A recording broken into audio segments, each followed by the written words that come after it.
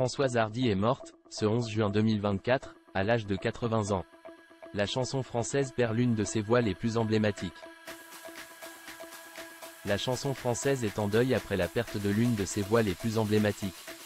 Françoise Hardy est morte, ce 11 juin 2024, à l'âge de 80 ans. Maman est partie, a sobrement publié son fils Thomas sur Instagram. Une phrase déchirante accompagnée d'une photo de lui tout petit dans les bras de sa maman. Depuis plusieurs années, l'état de santé de Françoise Hardy préoccupait sérieusement ses nombreux fans, en France et dans le monde. En 2019, l'artiste avait révélé souffrir d'un cancer du larynx dont le traitement l'avait rendue sourde d'une oreille. Elle avait alors mis fin à sa carrière et ses sorties médiatiques se faisaient de plus en plus rares.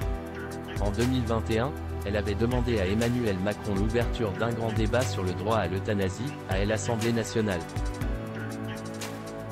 En décembre 2023, Françoise Hardy, très affaiblie, avait indiqué, dans un entretien accordé au magazine Paris Match, sa volonté de partir le plus tôt et le plus vite possible.